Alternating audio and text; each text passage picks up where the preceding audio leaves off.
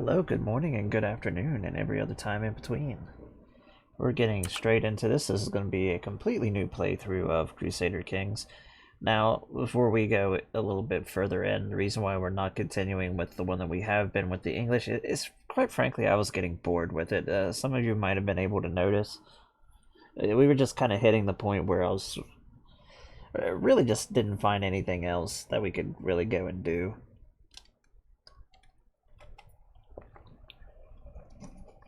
That wasn't just, oh, hey, let's go and do this and try to grip at straws.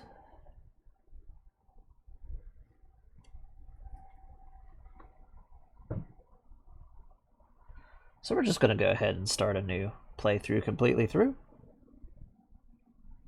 One that we can also go a lot longer with. As you can tell from the title, we are actually going to be in the Roman Empire. And here we have our new character. This is Crassus.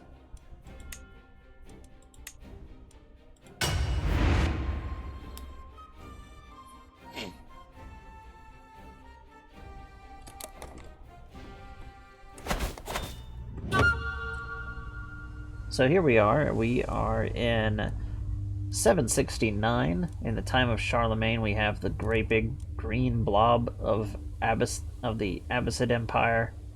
We have the wonderful Roman Empire that we are part of. We are starting at 20 years old. We have a 15, 10, 10, 5, and a 10 with a 14 prowess. Pretty decent.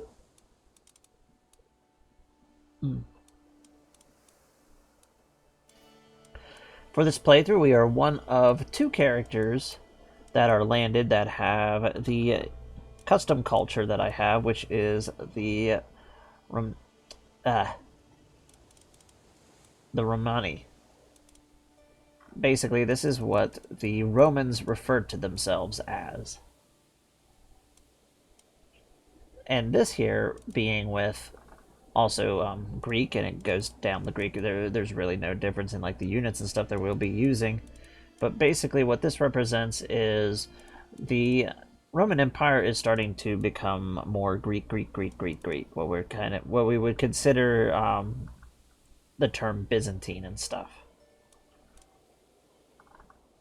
We represent holding on to the more older traditional. We still speak Latin. We use the Latin code. Coat of arms, names, all that sort of stuff.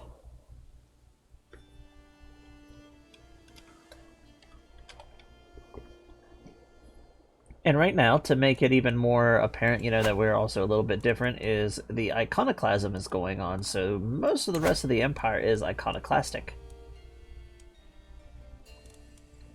Luckily for us, we have a special vassal contract, which, let me see how I bring that up real quick.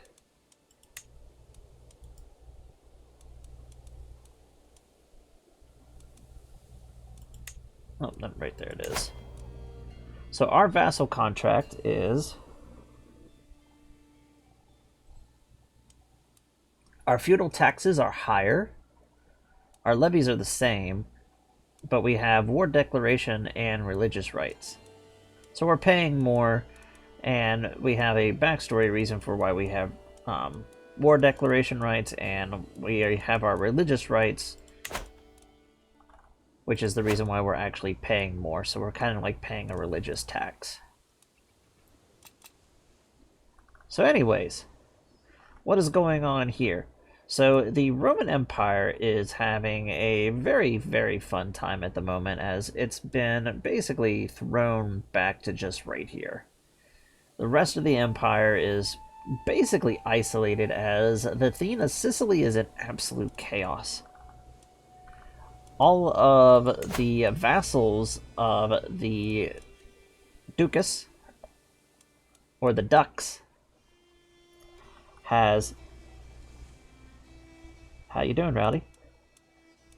So all of his vassals have completely rebelled and declared independence, and there's a full-on war So try to reclaim Sicily going on right now. We have been assigned by the Emperor, and we carry a claim to recapture Syracuse, basically to come over and dispose the failed former Dux, or the Ducas. Both pronunciations are right. But we will be using the Ducas.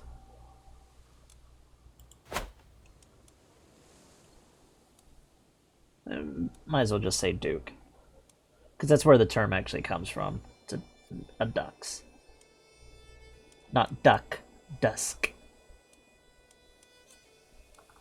Not quite like Nightfall, but anyways. We can fight over pronunciations all we want. So we're just a simple count. And our goal is to come over and we're going to grab Sicily and secure the rest of the theme. Now, since the Eastern Roman Empire isn't really well represented in Crusader Kings, what we're going to do is each one of the themes that you see here, which are the duchies, we're basically saying that there was a reform. We've already kind of went into a little bit of a historical alternate path. So each one of the themes, instead of being basically appointed by the emperor every so often because they weren't hereditary, well, they've become hereditary. But they still serve their military purpose, etc. They're not quite like how the dukes and stuff are, so we aren't as independent as what we have in Francia going on. But we still have hereditary titles, etc. But pretty much everything we are going to have to try to do is going to be watched and scrutinized by the Emperor, and we're going to have to constantly be keeping the Emperor happy so he doesn't pull back our right to declare war. Because the Roman Empire, to keep this all balanced and to replicate how the fiends are working, we can't do anything without either one, lowering the crown authority and we can start doing more independent type stuff, or by placating the emperor. Like, there's going to be a lot of vassal interaction type stuff going on, which is something we didn't do.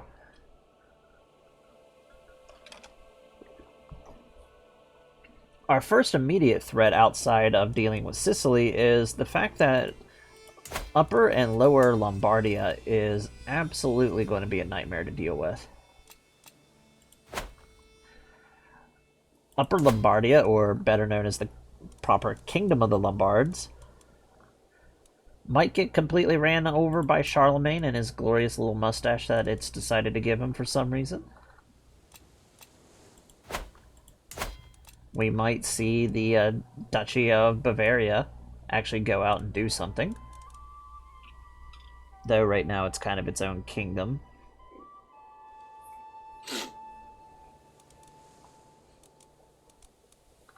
We still have a hold of Venice, as it's sort of debated when Venice actually became independent from the Roman Empire.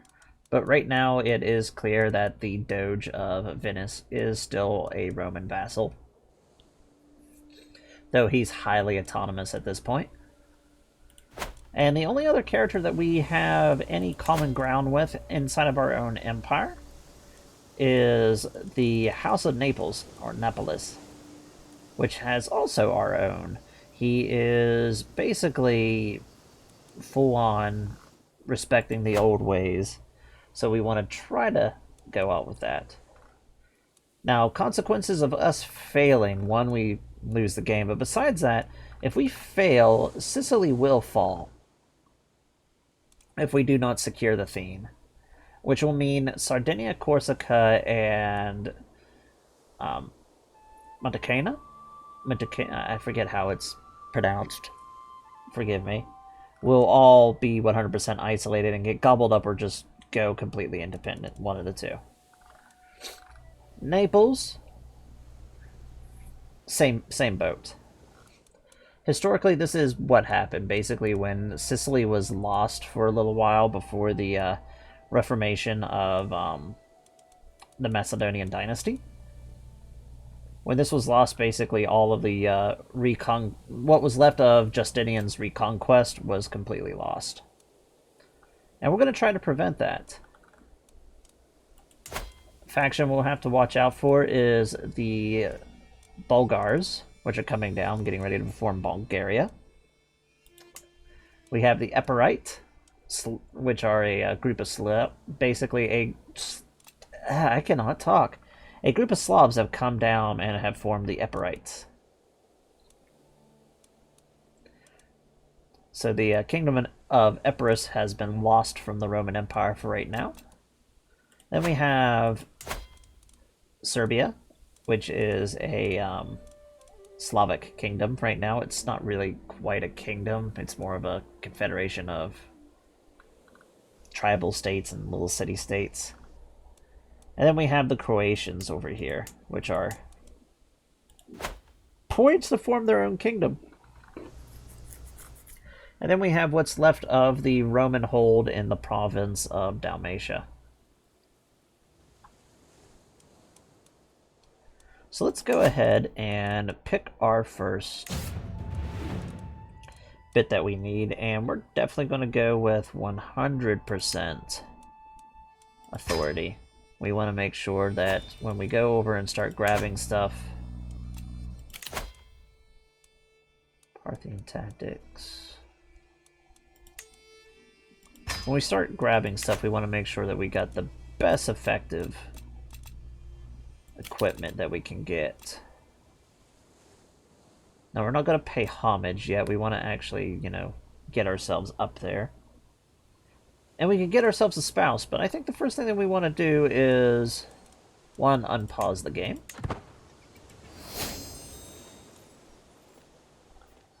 And we're just going to wait for our troops to get gathered up a little bit. Shouldn't be too long at all.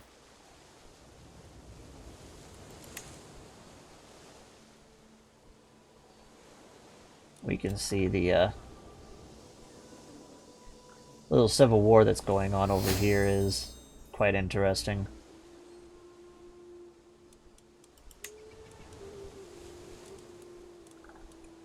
And if they're not going to move to do anything. And we are actually in an absolutely horrible spot, by the way, because Malta has only a castle.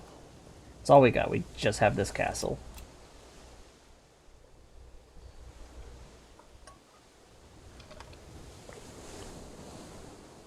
Malta is effectively useless.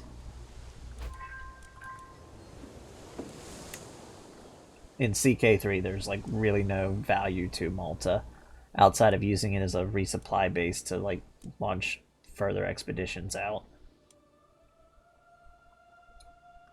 And it doesn't even do that part very well.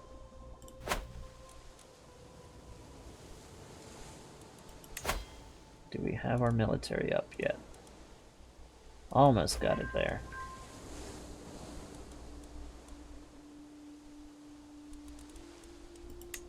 Alrighty. Also, we got a decent starting council. They mostly hate us, but they'll start to like us. And let's go to our knights. Where's our knights? There they are. And we just want to make sure that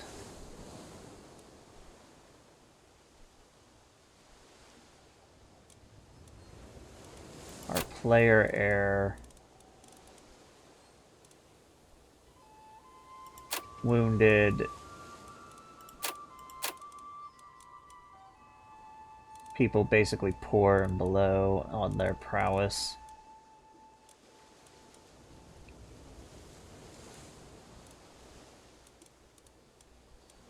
We don't want our court position.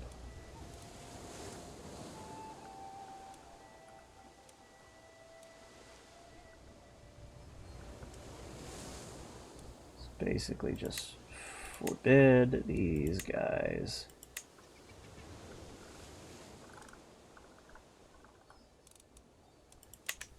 And we're going to hop right into this. We're using Crusader Wars, so we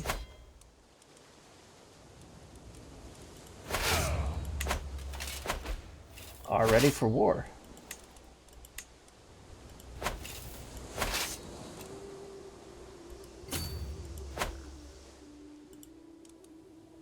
Well, this is interesting. Sardinia is trying to rebel against the Emperor. I figure he wanted him to turn to the iconoclasm.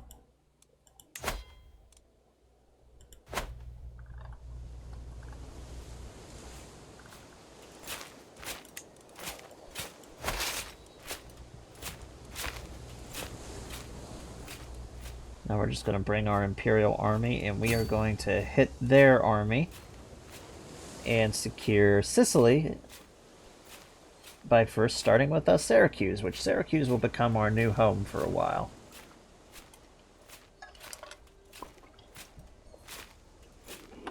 It will be our proper lands.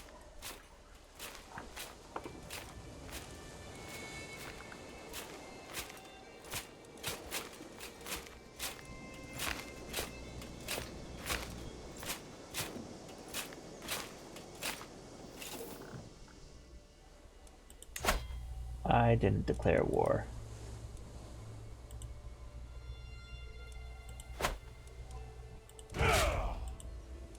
That's embarrassing. Well, we just, we had a practice run. That's what that was.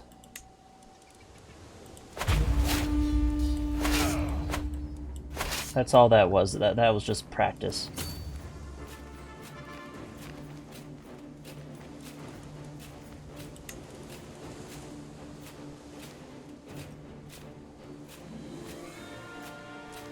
Eventually I'll do something with the channel points, as soon as I figure it out.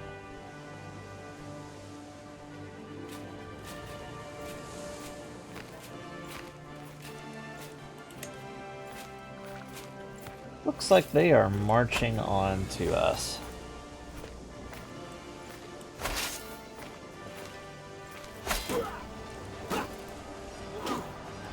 And I forgot to. For the love of God.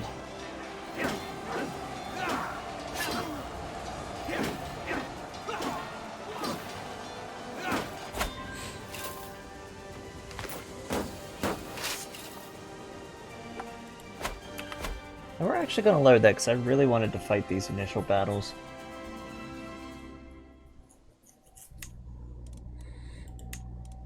Stupid mistakes.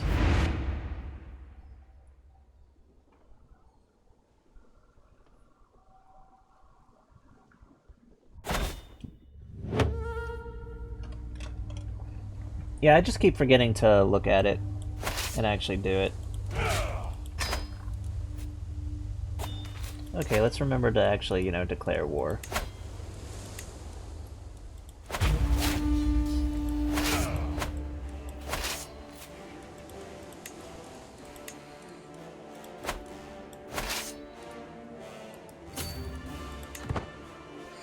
Luckily we didn't lose much. Of course, we didn't really do much.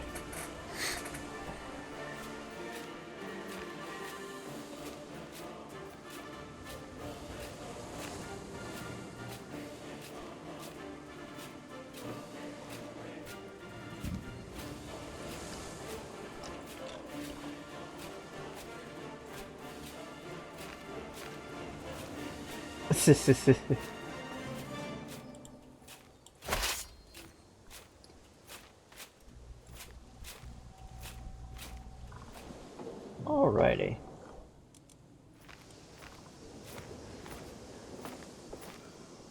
Now we'll be able to go into Crusader Wars.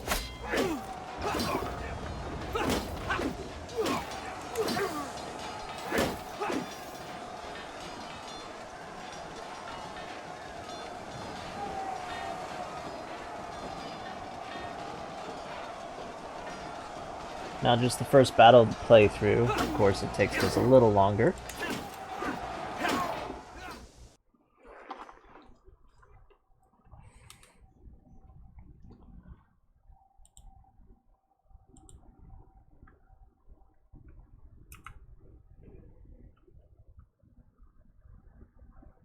And now we'll switch over. Just waiting for Attila to catch up.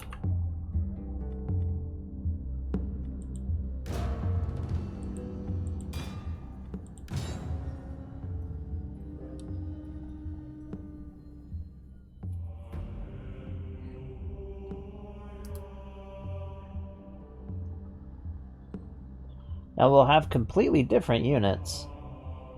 Since initially we started out as a Viking in the last playthrough. So, away from the Norse, and into the Empire.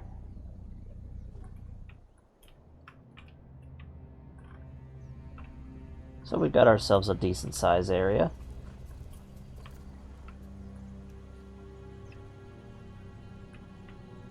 Commander! Very small amount of archers.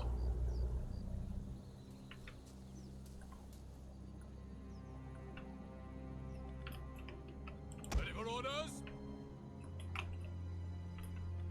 Melee horsemen! Ready for orders. Yours to command. So our main goal will just be to take Melee troops awaiting orders. our front line soldiers. Just kind of group them here. Now this is the early days of the theme system. And when it comes to... So let's quickly describe the theme system. So the theme system is basically certain groups of soldiers are going to come from certain areas of the Empire, and they're going to specialize in those certain fields of defense, attack, and offense, and producing those different types of soldiers.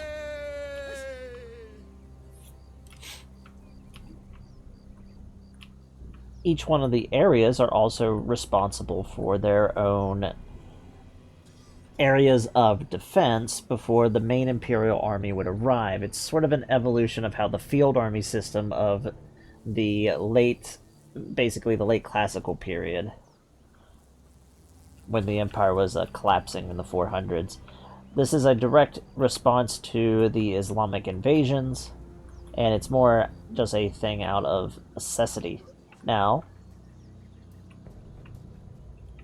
being that the Roman Empire is it's still a proper large state, even the most, humble of soldiers and otherwise, we are still giving them basically the best bit of equipment that we can. So even the levy is still getting some sort of standardized equipment. Mostly just down to their helmets, but they're still kind of getting the scraps. Yours to command. And then over here, being that we are the Athena Sicily, and it basically takes from there, when we get to the bigger Imperial army, it will also sort of make sense. We have just our standard swordsmen. They're using some more older equipment, still using the old olive shields that have been serving the Empire basically since the time of the Huns, basically. Very similar loadout still being used. Though these are just sort of like the kind of the mid-tier, just middle of the line. Then we have the new standard Imperial Roman. Basically, these are the replacements for the Legionary. They still serve the same purpose. These are our infantry variations. And these are the Scatories and the Sagittariae. You can say I, but I prefer A when it comes to it, but it would be Sagittariae or the Sagittarii. Then we have just ourselves some armored archers, because, archers are nice to have.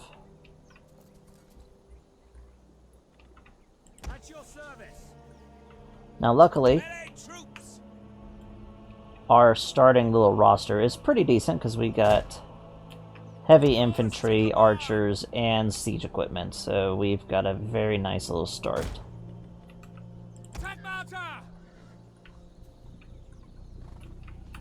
We have the Tegmata Cavalry. Now, back during the days of the Eastern Roman Empire's height, basically before the West was collapsed, this was considered some of the best army, basically some of the best soldiers that the Empire could go.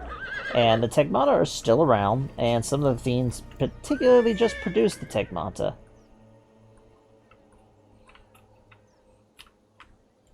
I'm gonna put them over here. At your service. And we're gonna take our archers and just the standard peasant archers.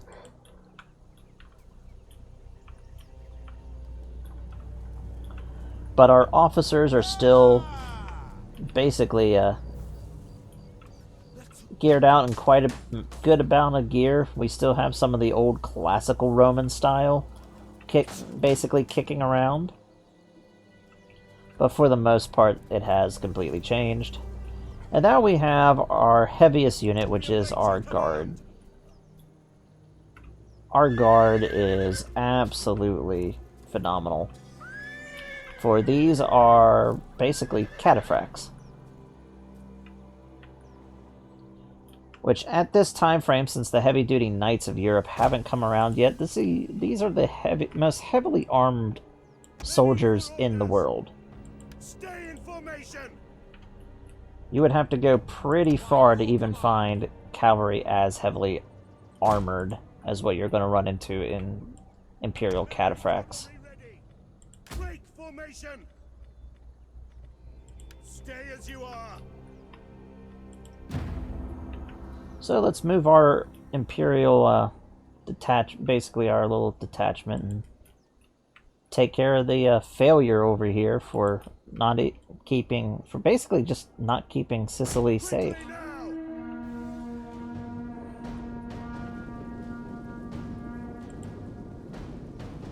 Yours to command. Riders, forward!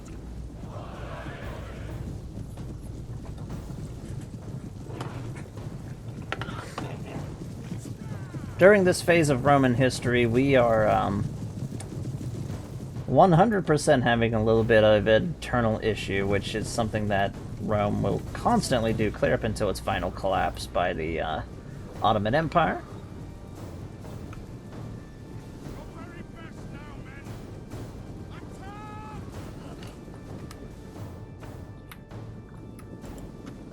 Any man who runs will answer to my range. They've got archers as well. Everybody's scared.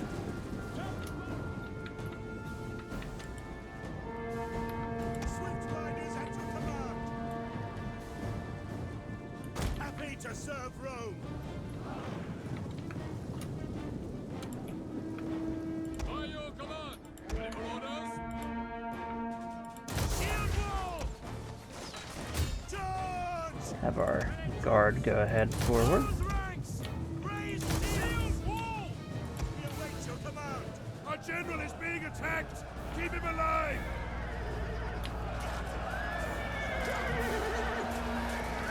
Now, the reason why the Imperial army system completely switched around the way that they did is purely due to the fact that Forward.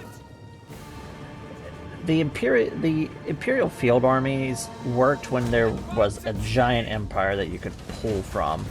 After having plague, losing half of the empire, and then losing effectively half of the empire again, it just no longer became feasible to pull the way that they did beforehand. So the days of having like 40,000 heavy-duty field army soldiers just available sitting around, those days are gone. You want some of this? And actually a good example of just like how gone that is at this point is during the Battle of Massacre, which is basically the real like death nail for the Roman Empire. Like once and for all, they just never recover. We're looking at just about 40,000 troops for the Romans.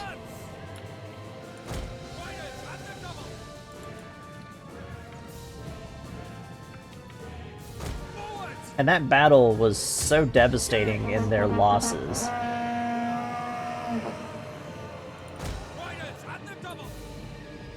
I'm worried about that group of cavalry.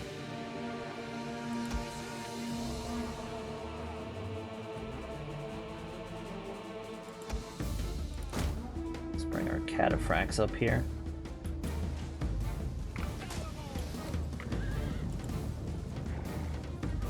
But no, the Battle of Massacre was just so devastating. Our men flee the field of battle. This is a shameful display. Give it a good old charge. But no, the Battle of Massacre was just so devastating to the Empire that there just wasn't enough soldiers.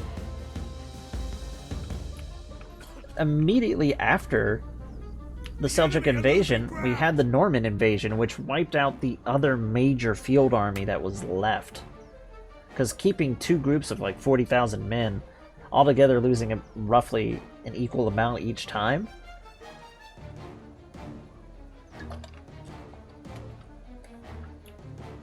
the Empire just couldn't recover.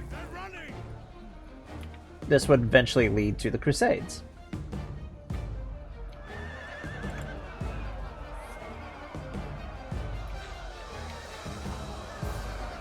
Looks like our Tekmata cavalry needs some backup.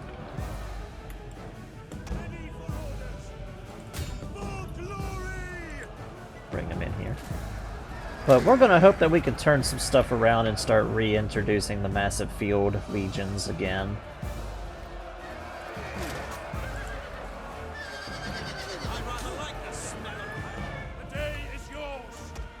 And there we go.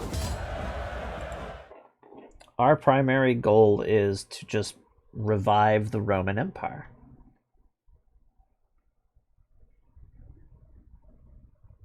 Bring it back to its former glory.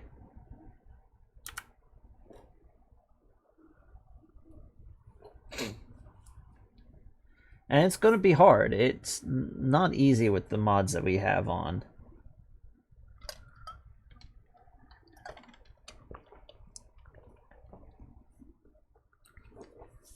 The biggest concern that we're going to have is the historic invasions.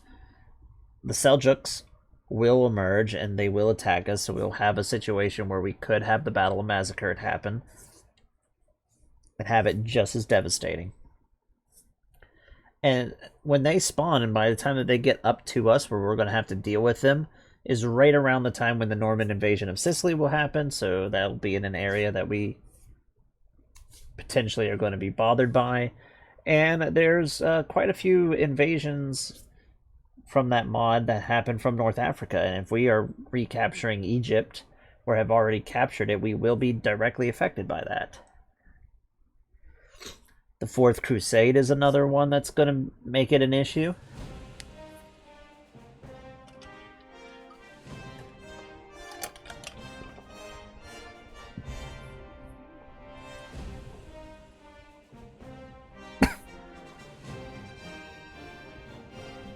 In our last playthrough, we had 2 historic invasions, and both of those were basically battles to the death. And one of them, we barely won. We only won because we happened to have killed their king. Like, we lost the battle, but we won the war.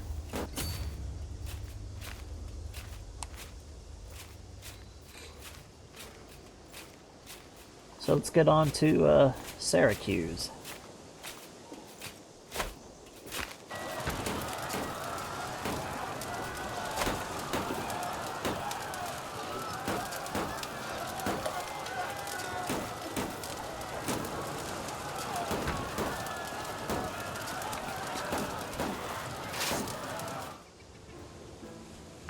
Still going to be 7 months. Go down to 6 months, but luckily we had the siege equipment where we just have enough soldiers to actually do this siege.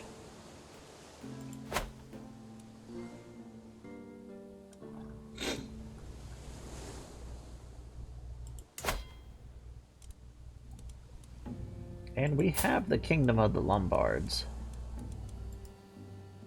Let's see if we can actually marry the Lombardian...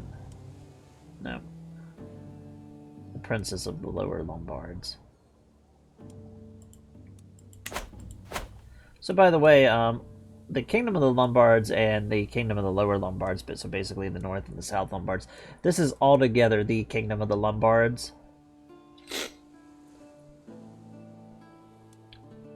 Just before Charlemagne, and basically before he started attacking the Pope, one of the kings did come down here and like beat down the dukes and otherwise, so this is actually more of just a collection of the southern lords, more than a proper kingdom, but it's still basically the authority of a king.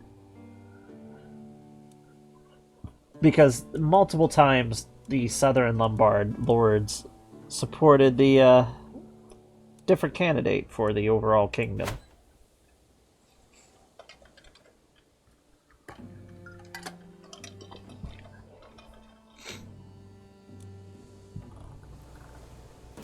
We almost have the area secured.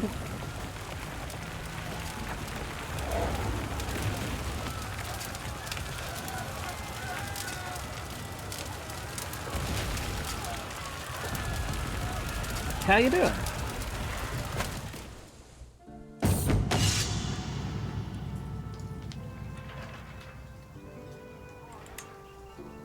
Interesting. What a relief.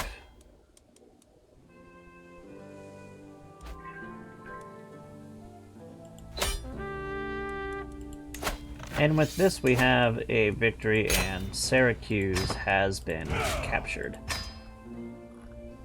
And we are now going to move our capital right up here and declare ourselves... Yes, this is a new playthrough.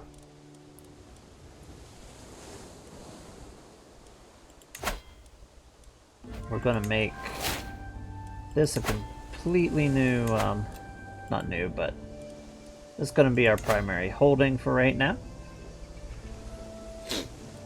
Oh, and our dynasty, if anybody has realized, is named Julia.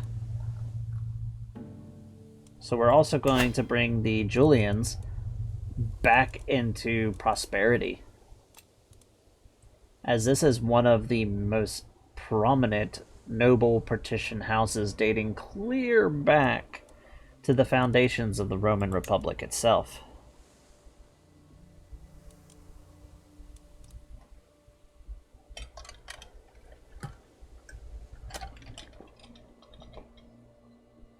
Thank you. It's the Chiro with the Alpha and the Omega symbols in Latin.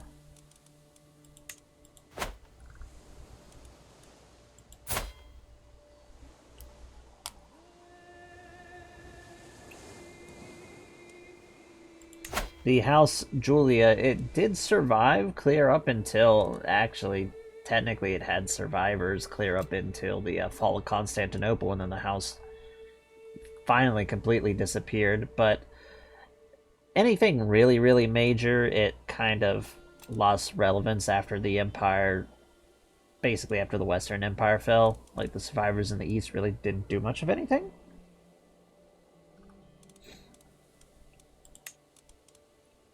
But this is the house of Justinian, all of that. You might as well say Roman, but we are the Romani. We're basically a blend between the Roman and the Greek, and this just basically represents the later stages, basically the medieval era Roman Empire and its culture. And speaking of, we're going to go ahead and promote culture here, along with spread Orthodox. Because one of our big things is... Oh, it's already Orthodox. We'll go ahead and get a claim over here and just bring this territory into our territory.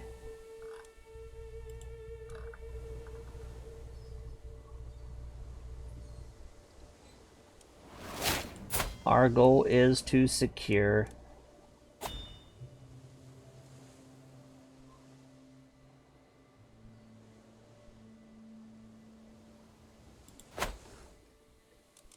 Yeah, he was one of the last massive offensive emperors to like really take a lot of territory, Justinian.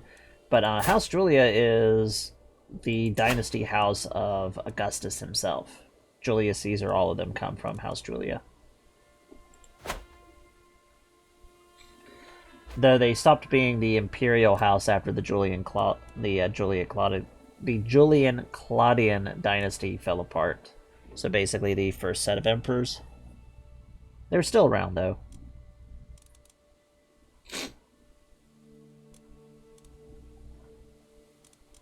Always got to keep an eye out on the Abbasids over here.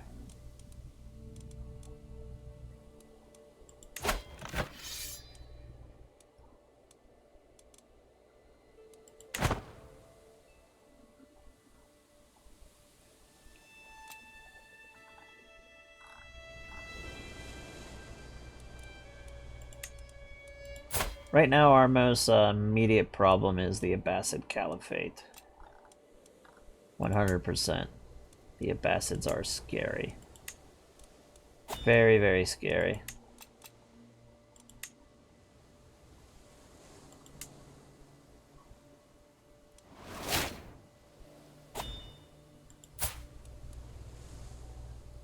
She's got giant.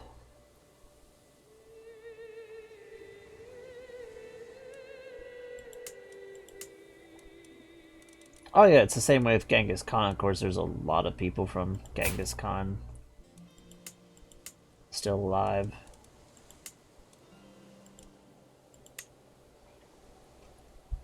Actually, when it comes to the Huns, we can't actually agree what happened to the Huns. We know that a large portion of the Huns did settle in the Roman Empire, and then they were sort of just like spread out and then diluted into the population. That what happened. We know that a group of Hunnic mercenaries were pretty pivotal in Belisarius's campaigns when he launched the reconquest. Basically, during Justinian's reconquest, Belisarius was like the best general, and probably one of the best Roman generals, just straight out. Period.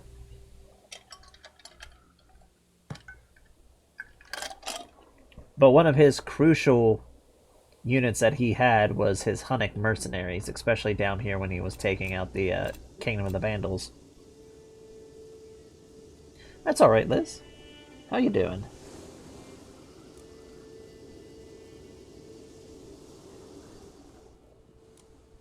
No, he wasn't killed by the Emperor. He was just sort of sacked.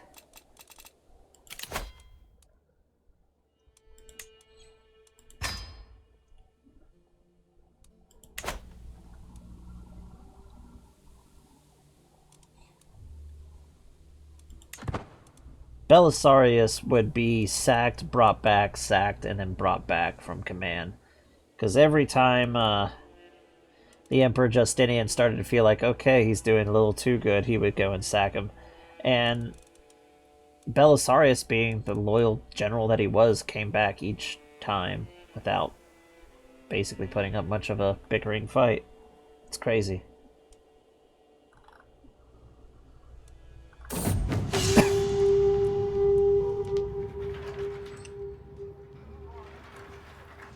I definitely like flexible leader.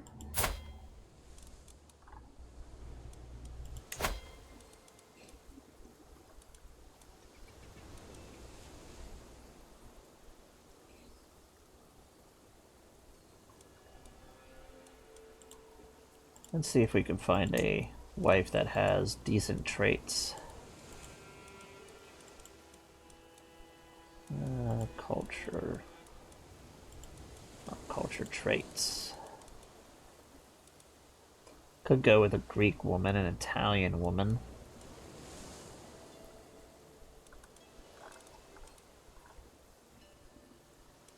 Let's go with age.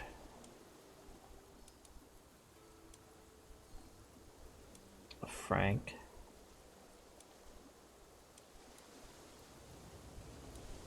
Aquitarian.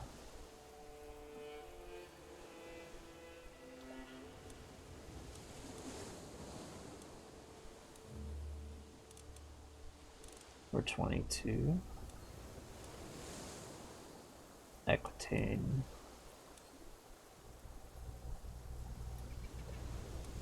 No, this is a new playthrough. I didn't add anybody from the community in this playthrough.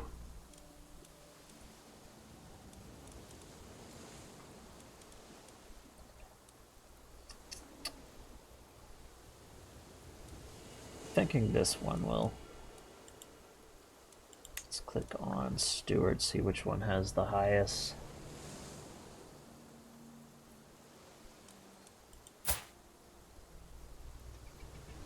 Ooh, she's got a weaver. So that's decent. Yeah, we'll take the Savy. Too far away to interact with this person, so why is it letting me talk to them?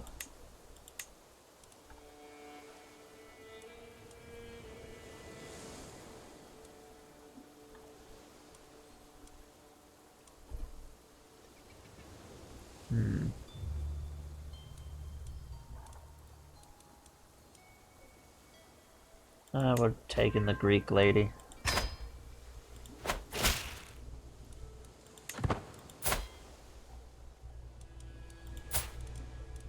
They got quick. Quick always is nice and helpful. Potentially spawning geniuses later on.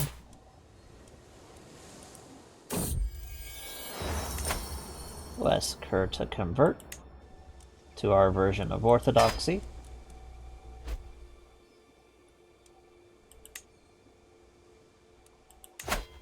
Now, eventually I will also create a different version of the Orthodox Church.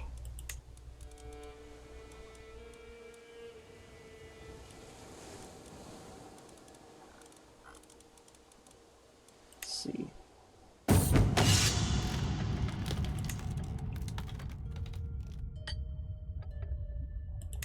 And my trusty mace does not part from one another.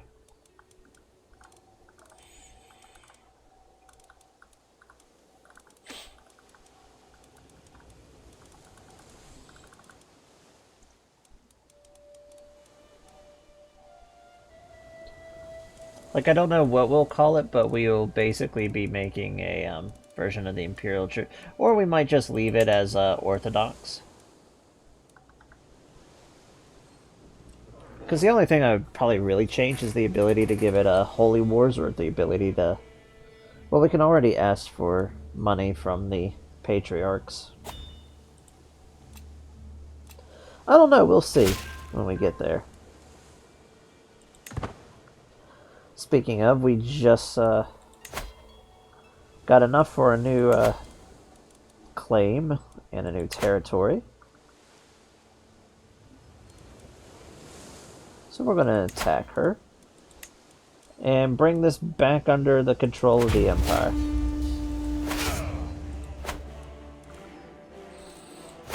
We have a little bit bigger of an army this time.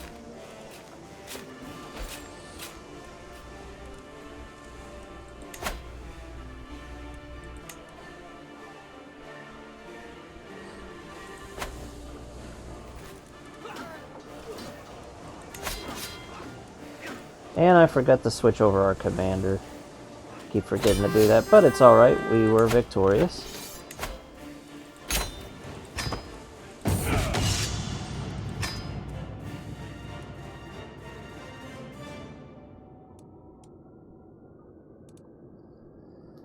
And we're going to protect our soldier. We're incognito.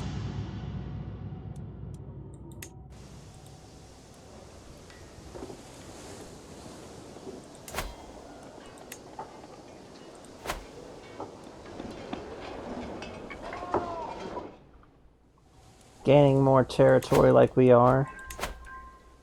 It's gonna keep everything nice and fun over this way.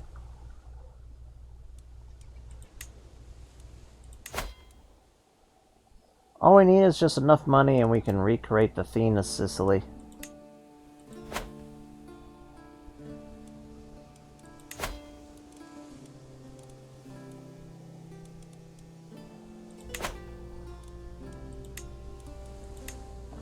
Speaking of the Patriarch, is he still... No, we need to reclaim one of the holy sites. The iconoclasm basically just started, so it's converting over.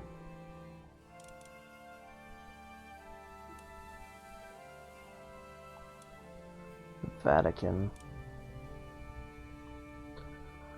So one of our definite goals that we will be doing is we want to eventually have control of Constantinople, Antioch, Jerusalem, and Alexandria, and then also Rome. This will let us put the patriarchs of the cities back in control. This will basically mend the Great Schism in the terms of how we view it from an Orthodox point of view. And by the way, this is the actual issue that caused the Great Divide in the Catholic and Orthodox Church. Was basically, is the Pope just another patriarch amongst equals, or is he like the superior? You know, Catholicism has him as the highest of all of the different patriarchs. Why Orthodox, technically the... Oh, good, we got our wife pregnant. Technically, the Patriarch of Constantinople is the highest because he's the ethereal patriarch. But he was still the first among equals. Not the outright superior, the only one that speaks of God and all that sort of stuff. When it comes to the whole divide. And there's also the issue of, and it's kind of funny that this is like one of the big divides in the church, and it comes up again in the Holy Roman Empire, but it's like, who has the higher authority? Is it the patriarchs or it's the emperor?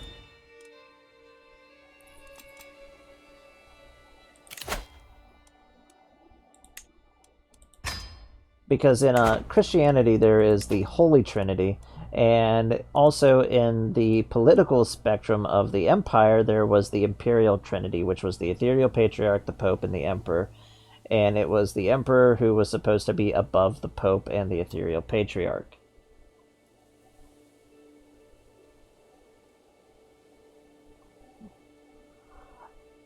I love history, let's just put it that way. And this is one of my primary areas of heavy interest and study. It's just Roman history. That and the steppe. The steppe is always fun. Which the steppe I'm currently working on when it comes to my own mod. Eventually this will be turned into the gigantic Yogor.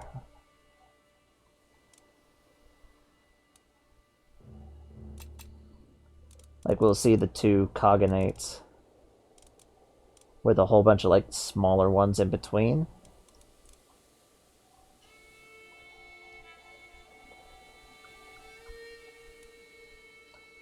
But most of the area, like Western Europe, is still... Like, for the purpose of this playthrough, I went ahead just because I wanted to see if Charlemagne would get, like, murdered or something again early on. So I went ahead and just gave him all of the area over here, though he's technically supposed... Like, Carloman would be in control of Middle Francia down this way. But it seems to... kind of get him killed. It's like, I just want to see if Charlemagne will actually go out and do something more than just die.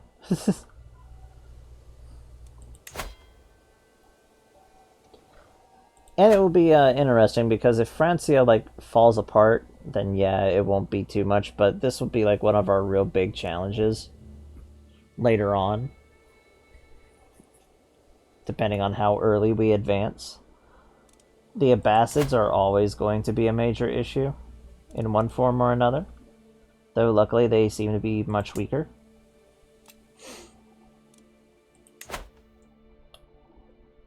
The Roman Empire is still a major powerhouse. Even in this time where it's collapsing to Slavic invasion, Bulgarian and basically Bulgar invasion, having to deal with the constant effects from the Abbasid Caliphate. In the terms of European powerhouses, Like when it comes to the Christian powers, it is the predominant power still. Actually, during this during this time frame, a lot of the writers would basically refer to the Abbasid and Roman court as like the only real major courts when it came to basically this whole area. And the Chinese, outside of Tibet, because they were having their own issues with the Tang Dynasty, would basically go out and view Rome and the Abbasids as basically the equalizing power. Basically, a concept that there has to be a balance in the world. There's a giant empire, the Tang Dynasty in China, and they believed at the time, well, there had to be on the opposite side of the world another equally sized empire, or at least equally influential empire, which to them, Rome occupied that for a very long time, and then the Abbasids, until the Abbasids fell apart. It's a really crazy concept. Actually, how much time do I have? This is actually all the time that I have for right now. We will continue with this. We'll have like little history discussions every so often as we go on. This will be a fun, nice little playthrough, something just to relax. Reconquer the Roman Empire, try to reconsolidate the Eastern Empire will be our first big goal after getting the, basically getting our territory nice and secure. But we'll be seeing you all later, you alligators. Bye-bye now.